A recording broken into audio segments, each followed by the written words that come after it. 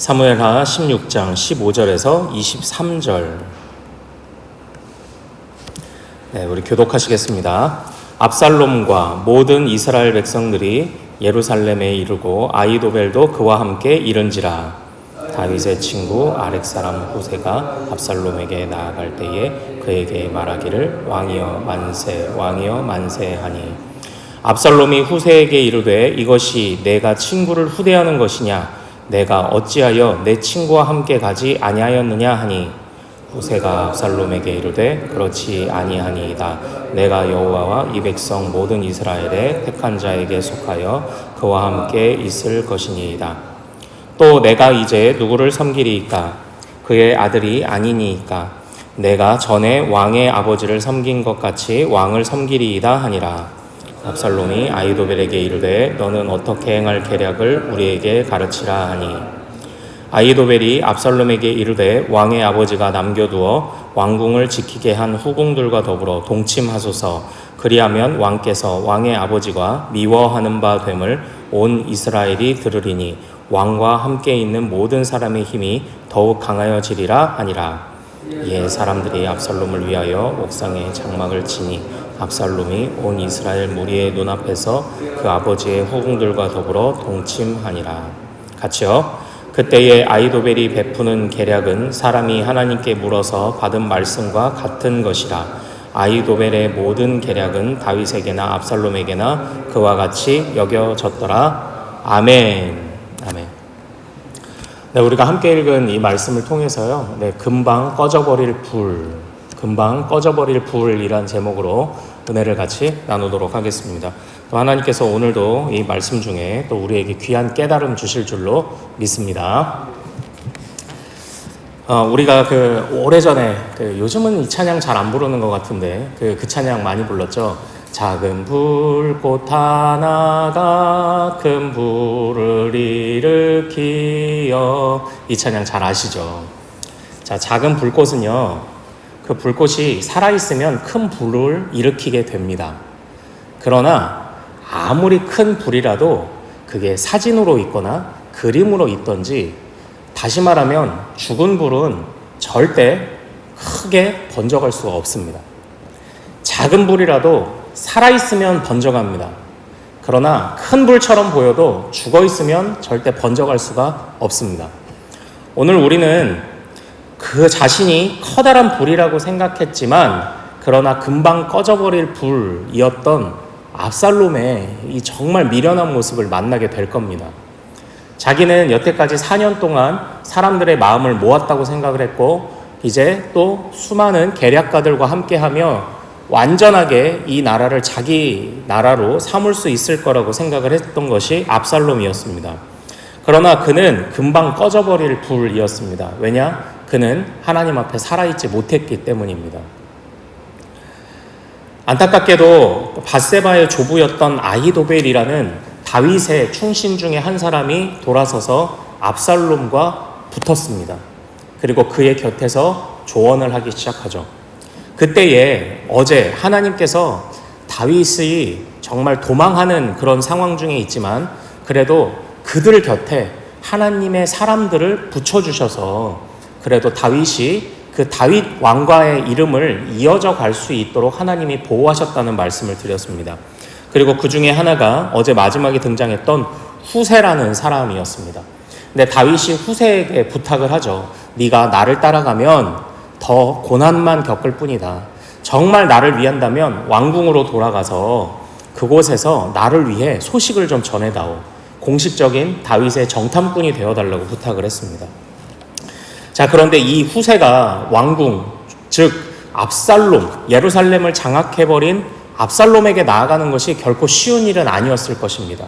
왜냐하면 우리 17절 말씀 같이 한번 읽어보죠. 자, 시작. 압살롬이 후세에게 이르되 이것이 내가 친구를 후대하는 것이냐? 내가 어찌하여 내 친구와 함께 가지 아니하였느냐 하니, 그러니까 압살롬이 의심을 하는 겁니다. 아니, 너 다윗의 친구잖아.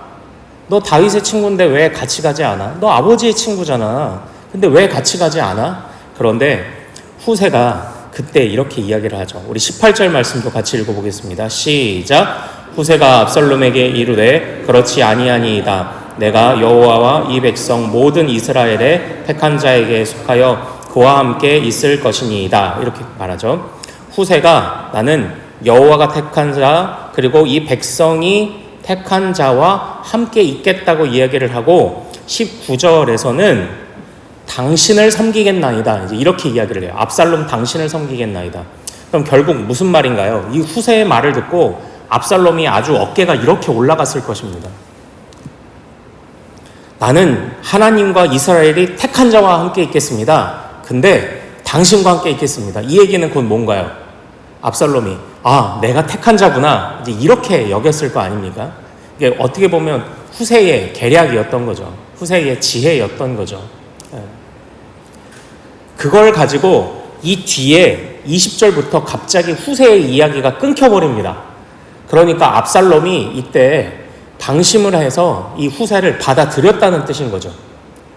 그러니까 나는 당신과 있겠습니다. 나는 하나님이 택한 사람하고만 있겠다는 사명을 받았고 그리고 이제는 나는 당신과 있겠습니다. 그러면 돌려 말하면 내가 택함 받은 거구나. 후세도 인정하는구나. 그래서 이제 이 후세를 받아들이게 되고 이야기가 끝나버려요. 그러니까 이 압살롬이 이때도 정말 미련한 사람임이 드러나는 겁니다.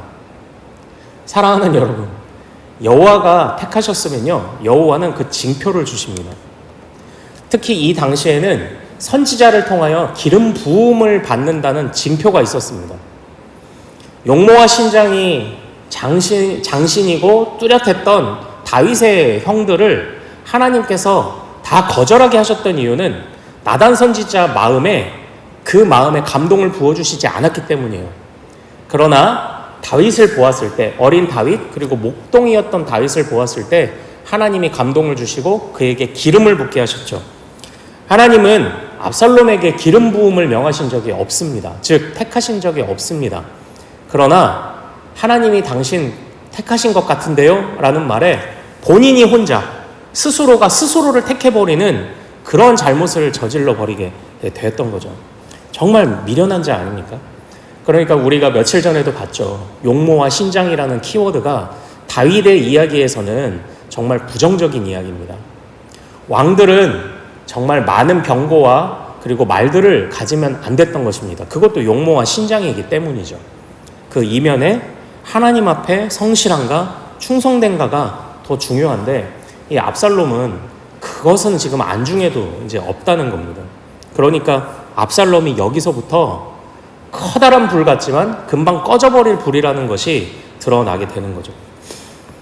그리고 그 다음에 이어지는 이야기는요, 이 압살롬이 정말 어떻게 보면은 이게 참 인륜을 저버린 범죄라고 할까요? 그 아버지의 후궁들과 동침하는 일이 벌어집니다. 그것도 밧세바의 조부였던 아히도벨의 계략에 의해서요. 그런데 성경은 어찌된 일인지 23절처럼 이야기를 합니다. 우리 23절 같이 한번 읽어보겠습니다. 자, 시작. 그때에 아히도벨이 베푸는 계략은 사람이 하나님께 물어서 받은 사람과 같은 것이라. 아히도벨의 모든 계략은 다윗에게나 압살롬에게나 그와 같이 여겨졌더라. 이렇게 돼 있어요. 압살롬이 아히도벨의 그 계략을 듣고 정말 백주대낮에 자신의 아버지의 후궁들, 말하자면 작은 어머니라고 해야 되겠죠. 그 왕의 첩들이었으니까요. 작은 어머니와 강제적으로 동침을 하는 그런 일들이 벌어집니다. 이것을 통하여 얻고자 하는 그 효과는 이 일을 들으면 다윗이 분노할 것 아닙니까? 그러니까 사람들에게 저 봐라, 다윗이 지금 봐라, 다윗은 온전한 판단을 지금 할 수 없는 상태가 되었다. 백성들이 지금 이렇게 평화를 원하고 백성들이 지혜로운 나를 따르는데 그걸 시기질투하는 걸 보니까 다윗의 시대는 끝났다라는 것이 드러날 거라는 그 계략이었습니다. 그리고 23절에 우리가 읽은 것처럼 이 계략은 사람이 하나님께 물어서 마치 하나님이 내려주신 계략과 같이 정말 효과적인, 어느 정도 인간 편에서 효과적이고 지혜로워 보이는 그런 계략이었다고 이 당시 사람들도 인정했다고 이야기를 합니다. 이야, 아주 다윗한테 말하자면은 그 회심의 카운터 펀치를 한번 정타를 날린 거예요. 사람들의 심리를 교묘하게 이용해서 반감을 사게 만들고 다윗에게는 분노하게 만들고 심리전이기도 하고요. 사람들의 여론을 모으는 그런 계략이기도 합니다. 결국 이런 이야기들 속에 압살롬은 점점 힘을 얻어가는 것 같아 보입니다. 그리고 어느 정도 그것이 성공하는 것 같아 보입니다. 그러나 하나님이 허락하시지 않았기에 이 압살롬의 커다란 불 같아 보이는 이 가짜 불은 하나님이 이제 사그러들게 하시는 것을 곧 우리가 보게 될 것입니다. 인간 편에서야 최고의 계략이었을지 모르지만 하나님 앞에서는 그것이 아무것도 아닙니다. 인간 편에서는 지혜롭다고 생각할지 몰라도 하나님 앞에서는 아무것도 아닙니다. 하나님이 손을 한번 드시면 인간 편에서의 가장 최고의 계략도 아무것도 아닌 게 될 수 있죠. 하나님은요, 하나님이 기쁘신 뜻대로 이어가신다는 것을 우리 사랑하는 여러분들 모두 믿으십니까? 그런데 하나님의 맘대로 해도 우리가 감사한 것은 하나님이 가장 선하시고 온전하신 분이기 때문입니다. 그래서 하나님은 맘대로 하셔도 우리에게 기쁨이 되는 것입니다. 심지어는 고난 같아 보이는 것일지라도. 이 믿음을 잃으면 참된 신앙생활을 할 수가 없습니다. 하나님은 선하시다. 하나님은 기쁘신 대로 일을 하신다. 그리고 그것은 가장 선하기에 우리에게 유익이다. 이 마음을 잃어버리면 우리가 정말 신앙생활을 할 수가 없어요. 그런데 하나님이 어떤 상황과 어떤 장면에서도 기뻐하신다는 표현들이 지금 드러나고 있지 않아요. 하나님이 기름 붓지 않으셨어요. 그러니까 이 압살롬은 자신이 커다란 불인 줄 알았죠. 그러나 이 불은 금방 사라져버리게 될 것입니다. 사랑하는 여러분, 작은 불이라도 살아있으면 번지게 됩니다. 사랑하는 우리 모두가, 우리 큰숙교회 모두가, 저와 여러분, 우리 자녀들 모두가 정말 하나님 앞에 살아있는 불로 살아가기를 원합니다. 정말 하나님 앞에서 정말 묻고 아뢰고 응답받고, 그렇다면 또 그 응답받은 것을 품고 또 기도하고 이루실 때까지 기다리고, 그러는 가운데 정말 우리가 사람 편에서의 큰 불 만들지 말고 하나님 편에서의 작은 불을 만드는 것을 더 가치 있게 여기는 우리 큰숙교회가 되기를 소망합니다. 자, 오늘 우리가 또 이제 주일을 맞이하기 전 또 토요일이죠. 주여, 또 우리 주일 예배 가운데, 우리 자녀들의 모든 강단 가운데 주여 불을 일으켜 주옵소서. 우리 자녀들도 그 살아있는 불을 마음 중심에 얻게 하여 주옵소서. 이 기도도 우리가 아울러 같이 하기를 소망합니다. 자, 제가 마무리 기도하겠습니다. 고마우신 아버지 하나님, 정말 매 순간 우리 큰숙교회가 살아있게 하옵소서. 하나님, 우리 한국교회가 살아있게 하옵소서. 주님 말씀하신 대로만 나아가면 우리는 살아있는 불인 줄로 믿습니다. 주여, 엉뚱하게 커다란 불 일으킨다고 하면서 가짜 불 만들지 않고 금방 꺼져버릴 불 만들지 말고, 또한 그림이나 사진 가지고 하나님 정말 죽어있는 불 가지고 기뻐하지 않는 그런 경솔한 우리가 되지 않도록 도와주시옵소서. 하나님, 우리 중심에 믿음의 불을 일으켜 주셔서 참으로 하나님을 사랑하고 참으로 하나님을 경외하는 불로서 하나님 정말 우리가 그 불이 번져가기까지 역사하실 주님을 끊임없이 기대하고 기억하며 우리가 믿음 생활로 나아갈 수 있도록 도와주시옵소서. 감사하오며 우리 주 예수 그리스도 이름으로 기도하옵나이다. 아멘.